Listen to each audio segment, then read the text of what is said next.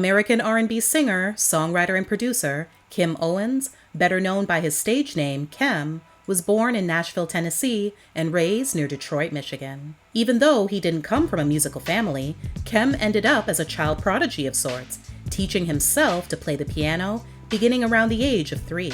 He had an obvious passion for it and would sit and play for hours. He started singing in front of his classmates around the 5th grade. Since he wasn't a very good student, Kem says he enjoyed doing it because it was the first thing that got him a positive response. However, as time went on, Kem's life would end up going down a dark path, full of addiction, depression, and homelessness. Kem took his first drink at the age of 13, and there began a rapid downward spiral into alcohol and drug addiction. By the time he got to high school, he was regularly using substances to self-medicate, while also battling low self-esteem, depression, and anxiety. He admits that he didn't look at what he was doing as a negative thing. He actually believed that he made better music when he was high or drunk. Due to his destructive lifestyle, his parents eventually put him out of the house. Another possibly more important reason that Kem had to go was that his mother was also battling her own issues with addiction and had recently returned home from her own stint in a treatment facility. Naturally, for her to be successful on her journey,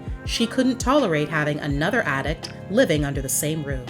He then found himself in a cycle of going in and out of homeless shelters and drug rehab centers for a period of time. All the while, music never left Kem's spirit, and he continued to use it as an escape and refuge. He also refused to give up on his dream of making music his profession. After multiple stays in area treatment centers, shelters, hospitals, and even jail, Kem made the decision to get his life on track on July 23, 1990, which just so happens to also be his birthday. He'd just been kicked out of a rehab center for his continued use of substances. He then spent the next week filling his body with as much junk as he could. He found himself sitting on the bank of the Detroit River, nursing a can of King Cobra malt liquor, and contemplating how his life had sunk so low, and what the next steps would be he would need to take to get things back in order. He slowly started meeting people who were integral in assisting him to secure various jobs, such as singing in a wedding band and waiting tables. One day, while on duty at the Ritz-Carlton,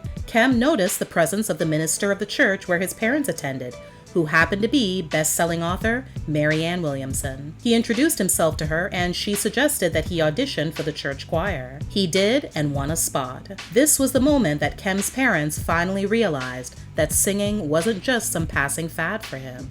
Kem's financial prayers were then answered when American Express gave him a business line of credit. He used it to finance his debut album that he wrote and produced, titled Chemistry, in 2001. He took a page out of the rapper's book and started selling his CD out of the trunk of his car, ultimately moving 17,000 units. The project got the attention of the powers that be at Motown Records, and before he knew it, Kem became a signed recording artist to the famous label. From the outside looking in, Kem's life appeared better than ever, but at the time, he was in the throes of the deepest depression he'd ever been in. He told TV One's Uncensored that he realized that getting what you want doesn't fix all the ills going on in your life. He knew that even though he'd already been clean and sober for over a decade, there was still more emotional work he needed to do. One major revelation was Kem finding out, as an adult, that the man who raised him and he believed was his father was actually his stepfather. Motown re-released his Chemistry album in 2003. It went gold and produced the single Love Calls, which went to number 25 on the R&B hip-hop songs chart. Love calls, love calls, love calls your name.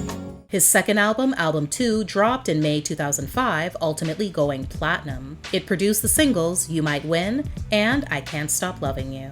Kem's third effort, titled Intimacy Album 3, came in 2010. The album's first single, Why Would You Stay, would give Kem his first and second Grammy nominations for Best R&B Male Performance and Best R&B Song. In 2012, he released his first Christmas album, titled What Christmas Means, and made his acting debut in the musical film Sparkle. Also around this time, Kim started his nonprofit organization called Mac and Third. The idea was spawned from a series of benefit concerts held in previous years to increase funding for agencies providing services for the Detroit area homeless population. In the summer of 2014, Kim released his fourth studio album, Promise to Love, and grabbed another Grammy nom for the song Nobody. Kim married in 2019 to his girlfriend Erica after dating for 4 years. They met at one of his VIP meet and greets following a show in Atlanta. He's adamant that he's not the type to collect phone numbers or select women out of the crowd and invite them to his hotel room. However, this time, something was different. This particular woman was someone that he definitely wanted to get to know better. Their relationship actually couldn't have started off on a better foot after having their first date, which consisted of dinner and a stop at a nighttime church service. They would also end up getting engaged 2 years later on the anniversary of their first date at that same church. Between the two of them, Kim and his wife share 6 children.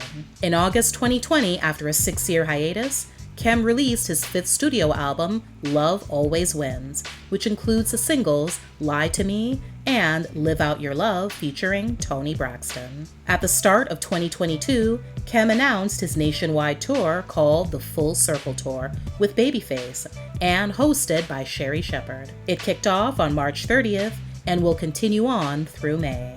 Leading up to the start of the tour, he dropped his latest single called Stuck on You in February. As an ambassador for love, Kim has made it his duty to continue to promote that feeling we all yearn for, with his tender tunes about finding and falling in love. I think it's natural as we get older and continue to mature emotionally, we get to discover all of these different textures of love in our life if we're lucky. And that's what love is. It's my favorite topic, and I don't think we can get enough of it. Thanks for watching. Please like, share, and comment. Also, don't forget to subscribe and turn on your notifications so you won't miss any future videos. See you next time!